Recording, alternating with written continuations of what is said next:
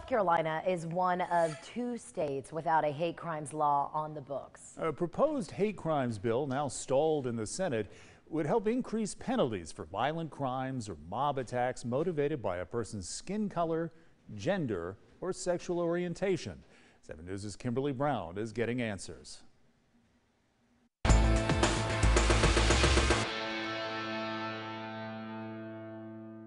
South Carolina's Chamber of Commerce, along with nearly 100 businesses and many faith-based organizations across the state, are documenting their support for some sort of hate crime bill to be passed in the Palmetto State. Now, 10 senators, mostly from the upstate, are blocking the opportunity for just a debate on the bill.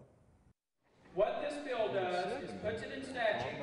State chamber officials say that a hate crimes bill can be good for attracting new industries to the state, while those who have experienced the violent side of hate say adding stronger penalties may serve as a deterrent.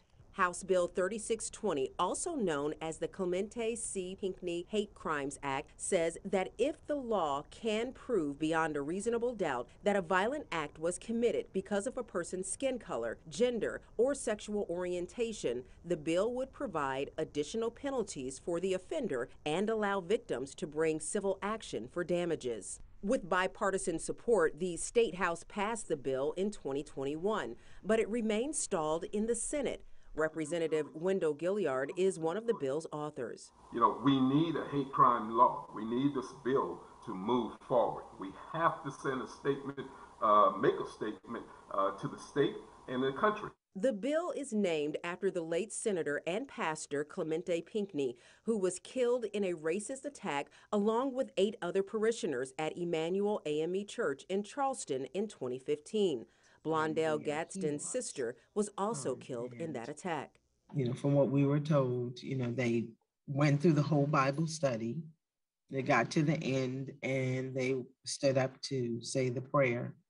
And that's when he pulled out the gun and just started shooting. So shooter Dylan Roof was convicted on 33 federal hate crime charges that include 9 counts of hate crime murder and 9 counts of obstructing religion with murder. However, there is no hate crime charge on the state level. None of what we are trying to do is going to help the 9 individuals.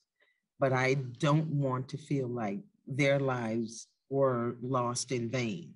And if nothing else comes of it, that South Carolina recognizes that there are acts of hatred that are perpetrated towards others for all sorts of different reasons.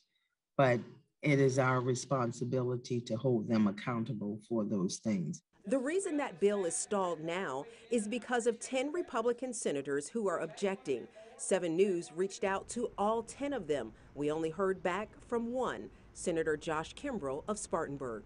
There's a lot of references in that bill about gender identity and sexual orientation, and even the Bostock decision is so broad that it can be used to essentially force even Christian universities, colleges, and schools, and churches for that matter, to hire folks who openly oppose their statement of faith.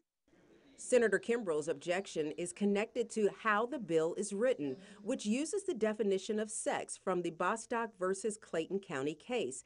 In it, the definition of sex includes sexual orientation and gender identity, which the senator believes could be used to hold religious leaders and organizations accountable for social media posts or messages given in religious settings.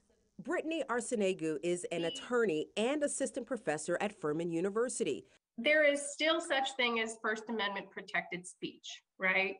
So you are still permitted under federal law, under South Carolina law, to say that you don't like trans people, right? That you don't like gay people, right? Because our Constitution protects speech, even speech that is ugly. Senator Kimbrell wants the wording changed. I have had some conversations with folks who support the bill, including some of my Democratic colleagues. And I've said, if you work on this issue as it pertains to gender identity and what I believe could be a danger to religious liberty, then I'm open to removing my objection. The bill supporters say that they are willing to compromise and are open for discussion, but time is of the essence. More than 6 years have passed since the murders of 9 African Americans at Emmanuel AME Church in Charleston. If senators do not pass this proposed bill by the end of this session, which ends next week, the process will have to start all over again next session.